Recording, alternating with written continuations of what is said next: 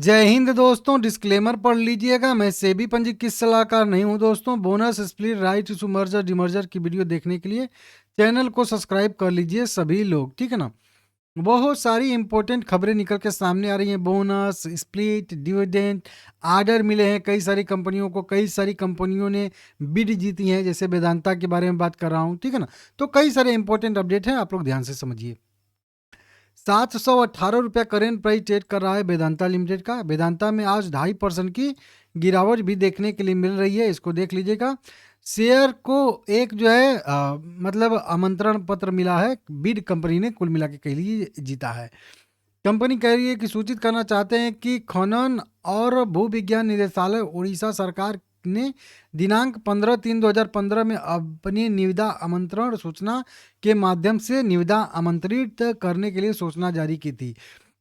4 दिसंबर 2025 को mining lease देने के लिए नीलामी प्रक्रिया में भाग लेने के लिए टेंडर आमंत्रित किए गए थे। उड़ीसा राज्य में कर्ण पोडीकोंडा जो है बॉक्साइट ब्लॉक के संबंध में शुरुआती बिड स्टेज में क्वालिफाई करने के बाद कंपनी ने बताए गए माइनिंग लीज के ग्रांट के लिए लाइव ई ऑक्शन में हिस्सादारी भाग लिया था कह लीजिए टेंडर में। और 27 फरवरी 2026 यानी आज declaration of prefer bidder notification 4:20 PM पे इनको जो है मिला है। कुल मिला के प्रेफर जो है बीडर के तौर पे इनको नियुक्त मतलब चुना गया है। पसंदीदा बीडर के तौर पे इनको कुल मिला के कह लीजिए चुना गया है।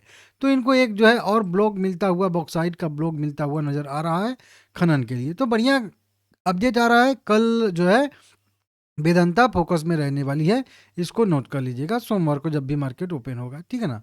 इसको देख लीजिएगा। वहीं पे आगे बात करेंगे टाटा स्टील की दोस्तों।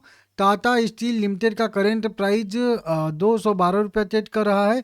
टाटा स्टील में आज गिरावट भी देखने के लिए मिल रही है। 2.5 लाख करोड़ के मार्केट कैप वाली कंपनी है।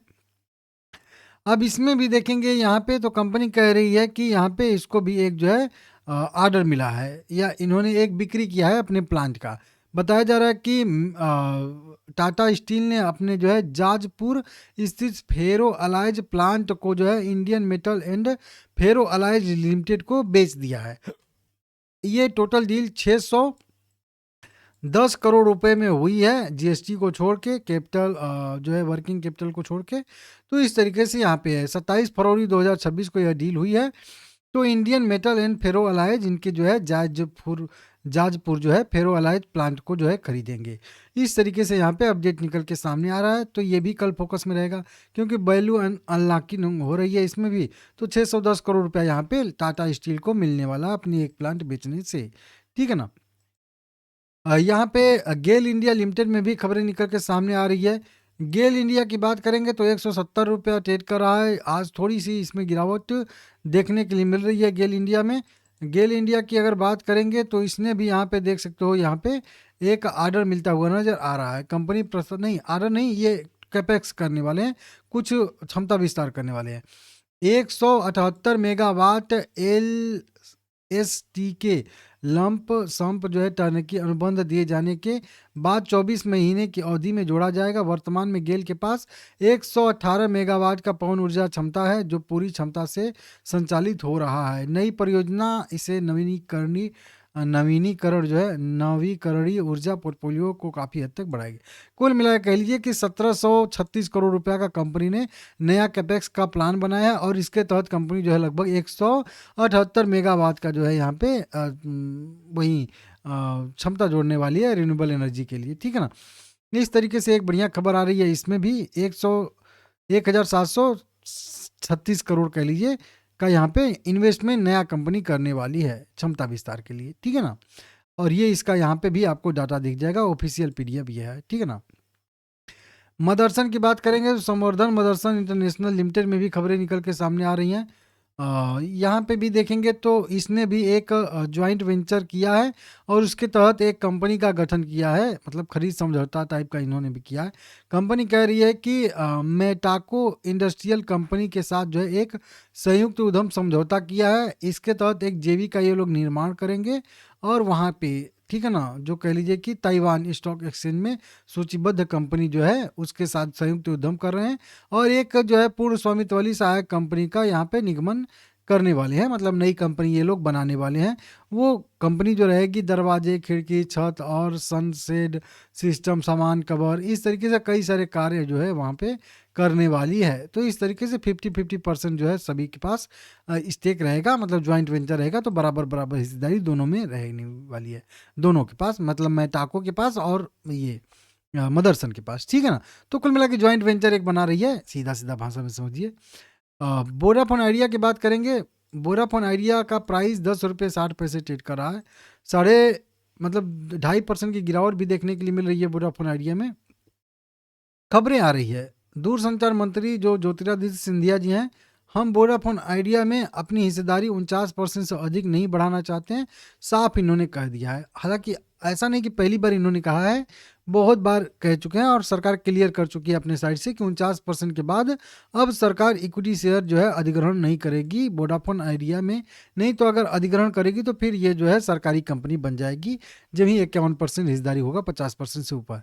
न्यूज 18 की राइजिंग भारत समिट में जो है इन्होंने ये बयान दिया है। उसी के साथ साथ देखेंगे तो और भी कई सारी खबरें निकल के सामने आ रही हैं, ठीक है ना।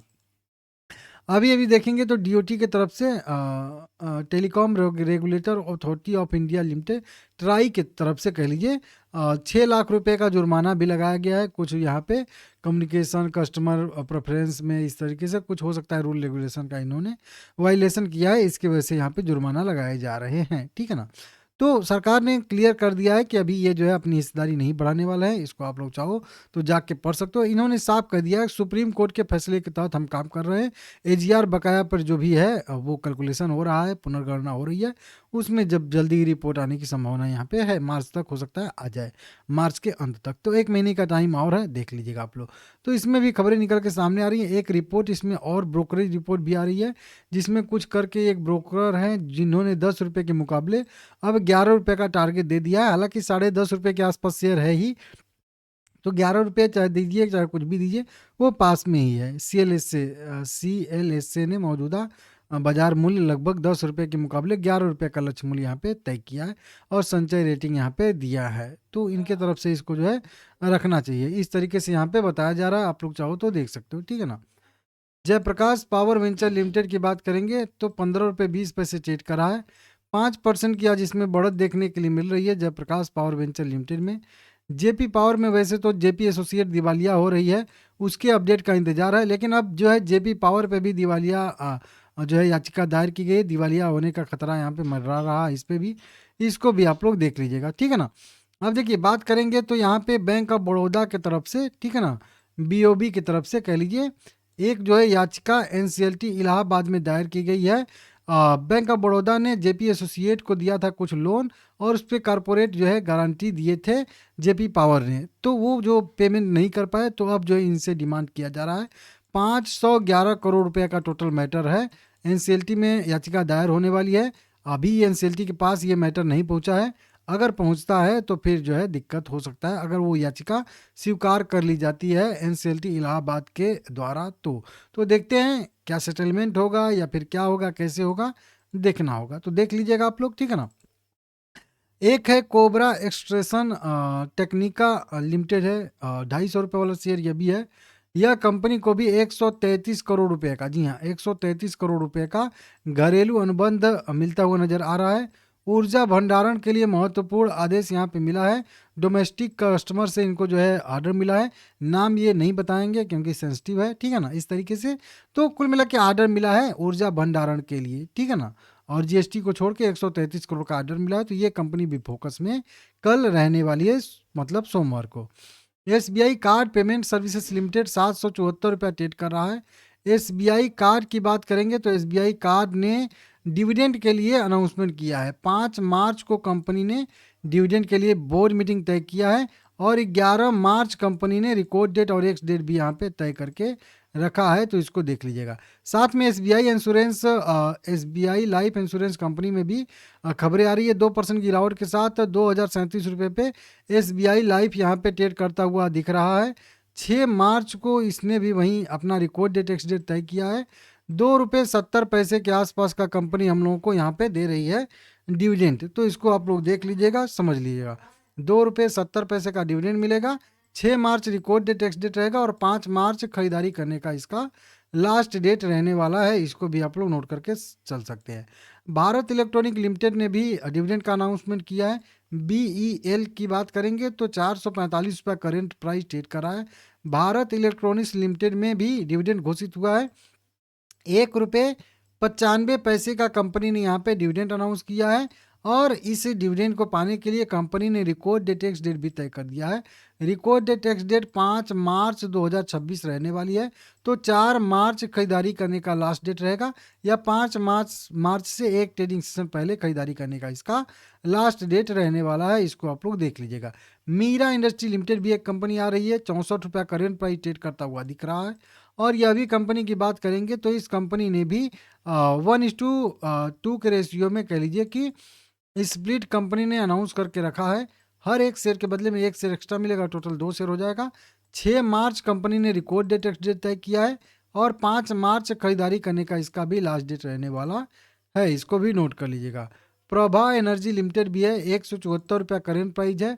कंपनी राइट इशू घोषित करने के लिए राइट इशू का प्राइस साइज वाइज जो है पेमेंट डेट ये सब जो है इशू करने के लिए मीटिंग डेट यहाँ पे तय किया है। ठीक है ना, इस तरीके से आप लोग देख सकते हो, समझ सकते हो। ठीक है ना, तो देख लीजिएगा। वीडियो पसंद आया है तो लाइक करिएगा सभी लोग। ठीक है ना।